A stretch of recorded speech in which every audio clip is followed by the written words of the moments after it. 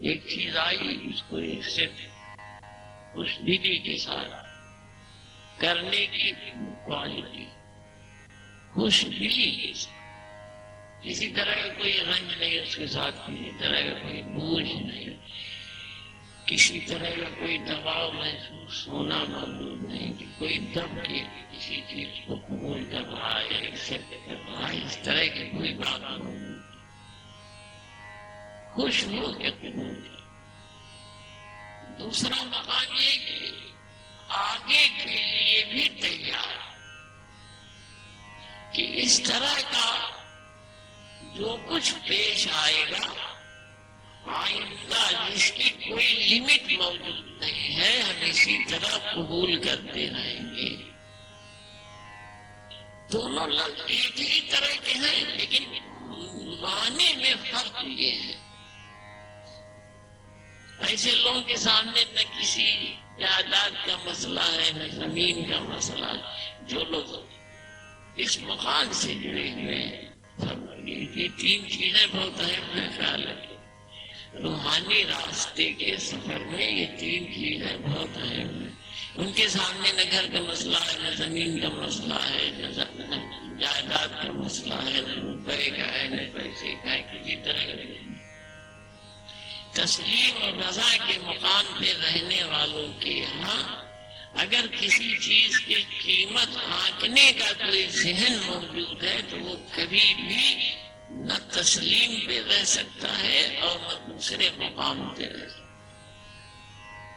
اپنی حیثیت آنکنے کا ذہن اس میں ہے، اگر اپنی خدمتوں کے سلسلے میں سوچنے کا ذہن ہے کہ ہم نے یہ خدمت ان کے ساتھ کی یا وہ خدمت ان کے ساتھ کی، اتنی کی، اب اتنی میں بس ٹھیک ہے، اب اس کے آگے تو نہیں ٹھیک ہے، وغیرہ وغیرہ، تو یہ تسلیم اور رضا کے مقام کے لائق ذہن نہ بن پائے،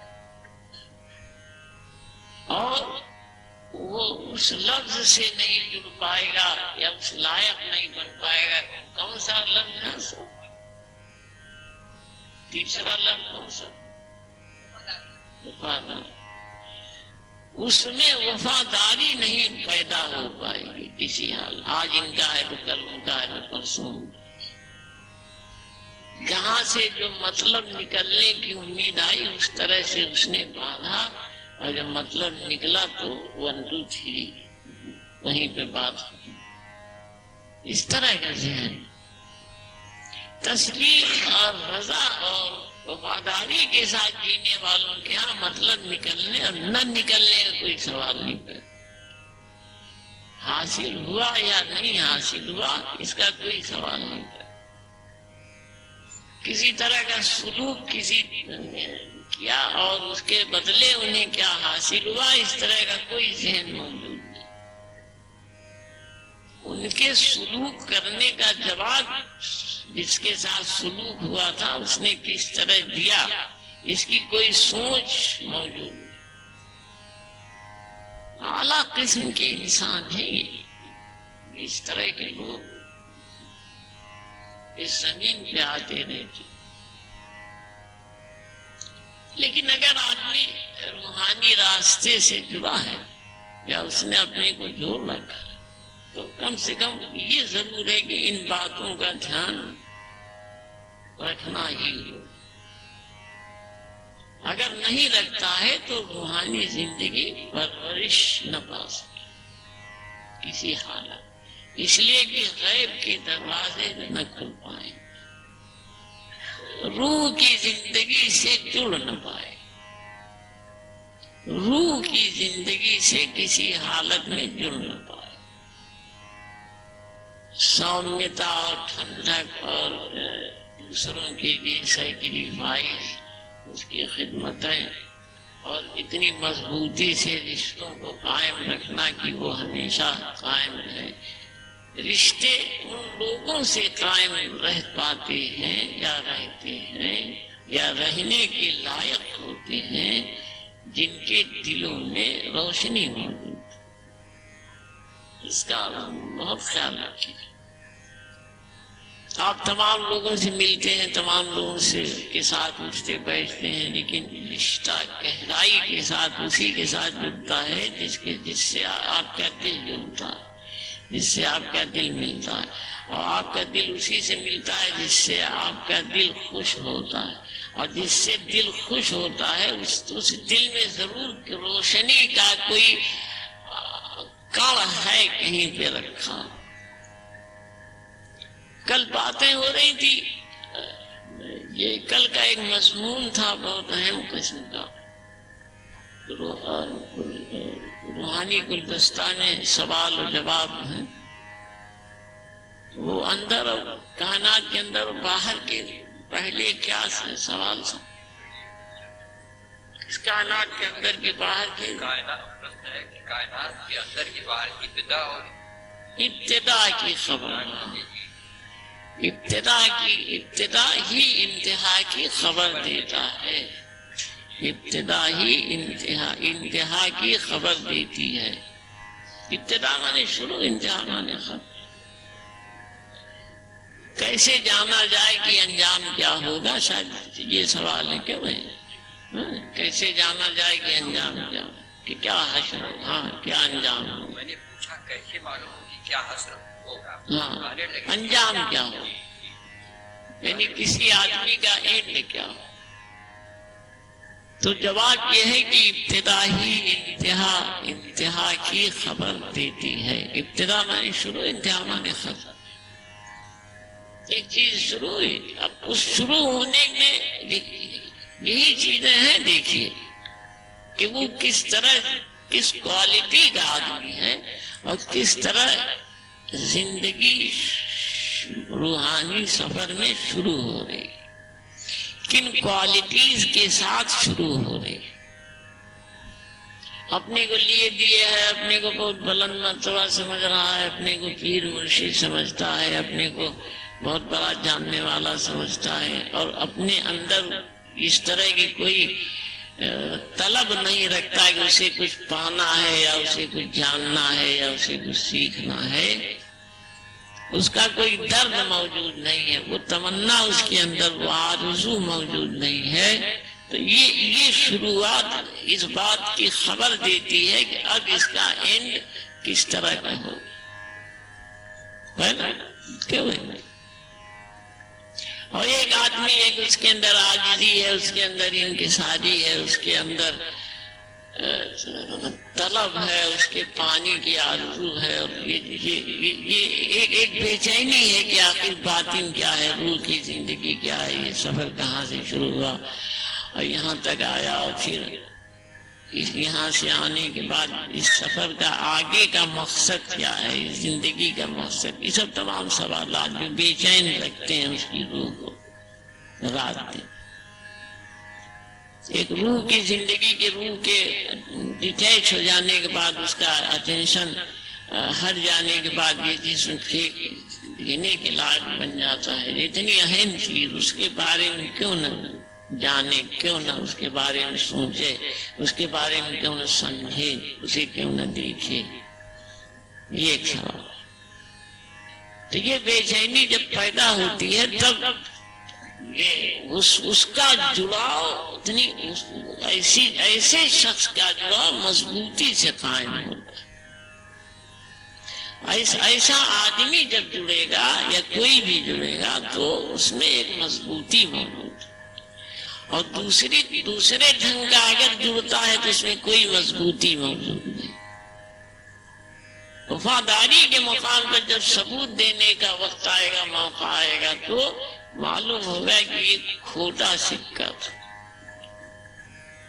ایک بات میں نے اور اسی سلسلے میں عرض کی تھی کہ ایسی کوالٹی جو ہلکی سی نقصان پہنچانے والی موجود ہو اور خواہش بھی موجود ہو باطن کی زندگی میں سفر کرنے کی، تو ایسا شخص ریاض کرتے کرتے دھیرے دھیرے اس صفائی اور ستھرائی کے مقام پہ پہنچ جاتا ہے۔ اسی لیے 3 سال کا ایک وقت رکھا عارفین نے، 3 برس کا موقع ایسے لوگوں کو بھی دیا جائے جن کے ساتھ یہ سچائی کے ساتھ ذہن موجود نہیں ہے، لیکن ایک ہلکی سی خواہش موجود ہے کہ وہ روحانی راستے سے اپنے کو جوڑیں، تو 3 برس کا موقع دینے کا عارفین کا ایک دستور رہا کہ 3 برس تک دیکھتے ہیں۔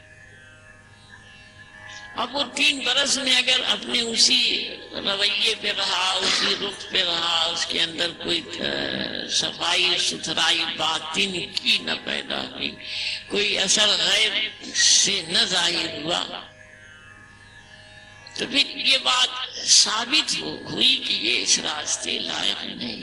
اور اگر صفائی ستھرائی آتی گئی، فرق آتا گیا، باطن دھیرے دھیرے کھلتا گیا، مجھتا گیا، اس کے اندر آرزو جاگتی رہی اور بڑھتی رہی اور اس میں ایک تیورتا آتی رہی، تو اس کا مطلب یہ کہ ایک انش موجود تھا جو کسی بوجھ کی وجہ سے دبا ہوا تھا، اور وہ دھیرے دھیرے ابھر کر سامنے آیا۔ اس کے آگے کیا ہے ذرا فرمائیں۔ 3 کپ لے آؤ بھائی، 3 کپ لے۔ کسی آدمی نے کتے کے ساتھ نیکی کی، چائے اور نہیں بنی کیا وہ فضائی سجدی اس کے بعد ہے۔ کسی آدمی نے کتے کے ساتھ نیکی کی تو اسے خدا کے گھر میں لکھا گیا اور اس نیکی کرنے والے پر برکتیں اتاری گئی۔ تو بھلا کسی انسان کے ساتھ نیکی اور بھلائی کی جائے تو اسے کیوں نہ خدا کے یہاں قبولیت حاصل ہوگی۔ آگے سرکار، کرم اور مہربانی ہی دنیا میں ہمیشہ کرنا چاہیے۔ خدا کے طرف سے کسی کو منع نہیں کہ تم مہربانیاں نہ کرو اور اچھے کام نہ کرو۔ ایک نیک کام کنواں بنوانا بھی ہے کہ وہ پیاسوں کے لیے کام آ سکے۔ اگر یہ نہیں کر سکتے، اتنی اوقات تمہارے اندر نہیں، تو کسی بزرگ کی زیارت گاہ پر چراغ رکھایا کرو، اس سے ہی تم کو بڑی برکتیں اور رحمتیں حاصل ہوں گی۔ کسی پریشان حال آدمی کے ہاتھ پر تھوڑا سا ہی پیسہ رکھ دو تو کسی دولت مند آدمی کا بہت کچھ خرچ کر دینے سے بہتر اور بڑھ کر ہوگا۔ طاقت کے مطابق ہر شخص بوجھ اٹھاتا اور لے جاتا ہے۔ ایک چیٹی کے لیے غور کرو، چیٹی کا پیرہٹ ڈھونا کتنی برداشت سے اٹھانے کا قابل تعریف کام ہے۔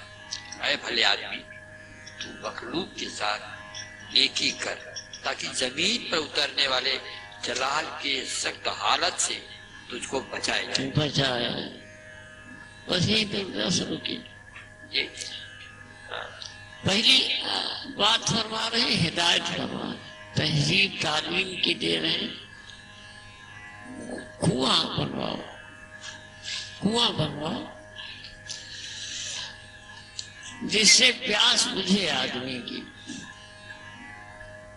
وہ کنواں تمہارے حق میں ایسی دعا کی جگہ ثابت ہوگی کہ جس کا دل پانی پی کے خوش ہوگا، اس کے منہ سے نکلی ہوئی دعا مدتوں تمہارے حصے میں پہنچتی رہے گی۔ اسی طرح سے ایک کنواں کھودنے کی اور پانی پلانے والی بات کہہ کر اس کے ساتھ اور بھی ایک ماحول موجود ہے۔ اسے سمجھیے کہ آپ نے کوئی بھی ایسی چیز کی جو پرماننٹ طور پر اس دنیا میں موجود ہے، جس کے ذریعے سے لوگ فیض پا سکیں، فائدہ اٹھا سکیں۔ نِسْشُلْک کوئی ہاسپٹل قائم ہوا، اس میں یہ شرط لگا دی گئی کہ اتنا ہے بھائی، کم سے کم نہیں تو اتنا دو، اور اس کا نام رکھا گیا کہ یہ چیریٹیبل ہاسپٹل ہے، تو وہ بات دعا والی دماغ میں نہیں آتی ہے۔ کوئی دعا دے دے بھائی ہمارا بھلا ہو۔ جس طرح کنویں تھے پہلے زمانوں میں، چاہے جو پانی بھرے اس پر کوئی ٹیکس نہیں تھا، جس قدر پانی کھینچ لے کوئی لمٹ نہیں تھی۔ کھیت سینچنے کے سلسلے میں رات دن پانی کھینچتے تھے، کوئی لمٹ موجود نہیں تھی۔ ایسی پرماننٹ چیز جس کے استعمال کرنے کے سلسلے میں کسی کو کچھ دینے کی ضرورت ہے. اس طرح کے اسپتال جو چیریٹی کے نام پہ کھولے گئے کہ جہاں کچھ نہ کچھ دینا پڑتا ہے، اس سے وہ مقصد پورا نہیں ہوتا جو خدمت کا اصل مقصد، پرماننٹ خدمت کا ایک اصل مقصد ہے، وہ پورا نہیں ہوتا. بات تو جب تھی کہ اسپتال کھلتے دوا بھی مفت ملتی، مشورہ بھی مفت ملتا، کچھ دینا نہ پڑتا. تب یہ کنویں والی بات کہہ کر جو ایک پرماننٹ خدمت کرنے کا طریقہ سمجھا رہے ہیں حضرت شیخ سعدی، وہ بات سامنے آتی. لیکن اس سینچری والوں کے حصے میں ایسی کوئی بات نہ آ سکی. پہلے کی ریاست کے لوگ تھے وہ اسی طرح کا انتظام رکھتے تھے. اگر اسپتال بھی بنواتے تھے تو اس طرح کا ہوتا تھا کہ وہاں سے دوا بھی مفت ملتی تھی، مشورہ بھی مفت ملتا تھا. اس سلسلے میں کچھ دینے کی ضرورت نہیں. کنویں کی بات. دوسری بات ایک اور حضرت شیخ سعدی نے تعلیماً فرمائی. دوسری بات کیا ہے؟ کسی بزرگ کے روضے پر چراغ رکھ دینا. بہت اہم بات، بہت خاص بات فرما. اور فرما رہے ہیں کہ اس سے تمہیں بہت کیا لفظ ہے حضرت کا؟ یہ اوقات تمہارے اندر نہیں ہے تو کسی بزرگ کی زیارت کا پر چراغ رکھایا کرو، اس سے تم کو بڑی برکتیں اور رحمتیں حاصل ہیں. اس کے بعد سر کسی پریشان حال آدمی کے ہاتھ میں تھوڑا سا پیسہ رکھ دو تو کسی دولت مند آدمی کے کو کچھ خرچ کر دینے سے بہتر اور بڑھ کر ہوگا. طاقت کے مطابق ہر شخص بوجھ اٹھاتا ہے اور لے جاتا ہے. جیسے ایک چیٹی کے لیے غور کرو، ٹٹی کا بیٹھ بات. ہاں اس طرح کے واقعات سامنے آئے، سننے میں آئے، اور معتبر لوگوں نے بتایا کہ کسی بزرگ کے روضے پہ کوئی شخص عراق روشن کرنے کا دھیان رکھتا تھا روز لگاتار، اور اس میں جب کوئی وقت آیا تو وہ بزرگ سامنے آئے اور انہوں نے ہر طرح اس کی امداد فرمائی. اکثر یہ واقعات سننے میں آتے. حضرت شیخ سعدی قریب 700 سال پہلے اپنے صوفی گروہ کو اس کی ہدایت دے رہے ہیں. اس خدمت پہ ضرور دھیان رکھیں. اگر تم کنواں بنوانے لائق نہیں ہو کہ تم کو دعا پہنچ سکے تو کم سے کم اتنا تو تم سے ہو سکتا ہی، یہ تمہارے امکان میں ہے. تیسری بات ہے کچھ ایسی مشکل نہیں ہے جو آدمی کی سمجھ میں نہ آئے. چوتھی بات، چیٹی کا ایک پیر اٹھا لینا ہی اس کے لیے کافی ہے. یعنی جس میں جتنی وسعت ہے، جس میں جو جتنا بوجھ اٹھا سکتا ہے اتنا بوجھ اٹھا لے، اتنا ہی اس کے لیے بہت ہوگا. اس پر برکتیں اترنے کے لیے بہت ہوگا، اس پر سے آفتیں دور ہونے کے لیے بہت ہوگا. زمین پہ اترنے والی آفتیں، روز اترنے والی آفتوں سے بچتا ہے ایسا شخص جو دوسروں کی خدمت کا خیال رکھتا بچتا ہے ایسا شخص جو دوسروں کی خدمت کا خیال رکھتا. حضرت نظام الدین محبوب الہی کہ یہاں ایک دستور تھا، جن لوگوں نے پڑھ رکھا ہے، جنہیں یاد رہ گیا ہے، ان کے سامنے یہ بات آئے گی کہ وہ عورتیں جو سماج سے نکالی ہوئی تھی، ایک راستے پر جھونپڑی ڈال کر گزر اوقات فرماتی تھی، حضرت محبوب الہی ان کا خیال رکھتے تھے. خانقاہ میں جو کچھ ہوتا تھا اس میں سے ان کے لیے ہمیشہ بھیجتے تھے.